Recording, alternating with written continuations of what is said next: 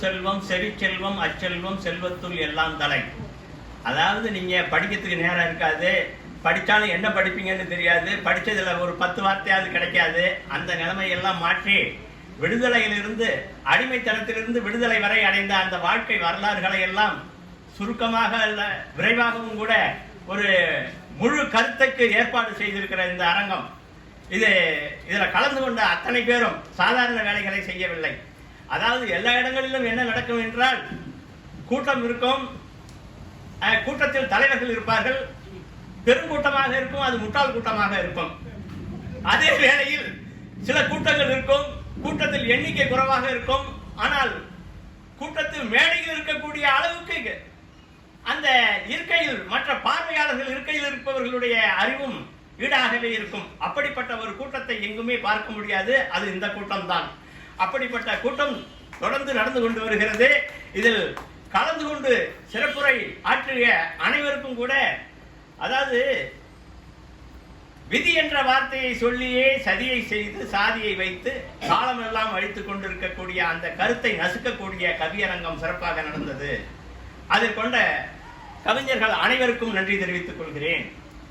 அடுத்ததாக வரவேற்புரை நிகழ்த்திய தோழர் ஜீவா அவர்கள் சிறப்பாக அதை செய்து முடித்து, அதை வரவேற்புரை என்றால் உரையை மட்டுமல்ல, அவர்கள் உணவையும் கூட வழங்கி அந்த வரவேற்புரை வேலையை செய்திருக்கிறார். அவருக்கும் அந்த நன்றியை தெரிவித்துக் கொள்கிறேன். அடுத்ததாக இந்த கவியரங்கத்திற்கு தலைமை வகித்த மணிமாறன் ஐயா அவர்கள் அந்த கருத்தினுடைய கவிஞர்கள் கருத்தை சிறப்பாக விளக்கி கூறுவார். அந்த வகையிலே அவருக்கும் நன்றி தெரிவித்துக் கொள்கிறேன்.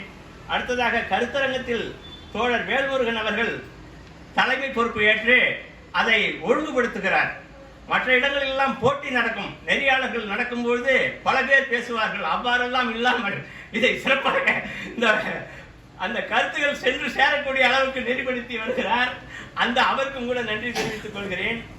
மானமும் அறிவும் மனிதனுக்கு அழகு என்ற வகையில் மனிதன் வாழ வேண்டும் என்ற தலைப்பை, சுயமரியாதையை, கருத்தை நம்ம திருந்தலையன் அவர்கள் சிறப்பாக எடுத்துரைத்த அவருக்கும் நன்றி தெரிவித்துக் கொள்கிறேன். அதாவது நீ அடைய முயற்சி செய், ஆனால் முழுமையாக அடையவில்லை என்று எண்ணி ஒன்றையும் அடையாமல் விட்டு விடாதே என்ற ஒரு கொள்கையோடு வாழ்ந்து வந்தார் அம்பேத்கர்.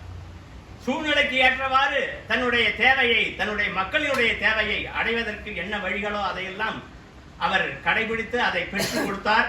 அந்த வகையில் அந்த அம்பேத்கருடைய பூனா ஒப்பந்தத்தை பற்றி அழகாக அவர் பேசியிருக்கிறார். அவருக்கும் கூட நன்றி தெரிவித்துக் கொள்கிறேன். நண்பர் தமிழினியன் என்பவர் நன்றி சொல்ல கடமைப்பட்டவர். அவர் இல்லாதவற்றாலும் அவர் நன்றி சொல்ல வராததால் எனக்கு வாய்ப்பளித்த அவருக்கும் கூட நன்றி தெரிவித்து அனைவருக்கும்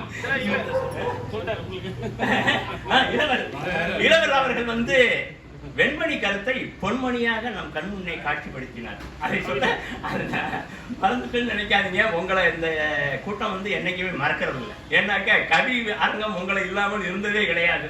அந்த அளவுக்கு அந்த கவியை அந்த உணர்ச்சியோடும் துடிப்போடும் இளமையோடும் அந்த வேலையை செய்கிற பொறுப்போடும் இருக்கிற உங்களுக்கும் நன்றி கூறி, மிக அருமையாக இந்த பார்வையாளர்களுக்கு நாம் பார்வையாளராக கருதவில்லை, அவர்கள் பங்கெடுப்பாளர்களாக கருதி நன்றி கூறி நான் விடைபெறுகிறேன்.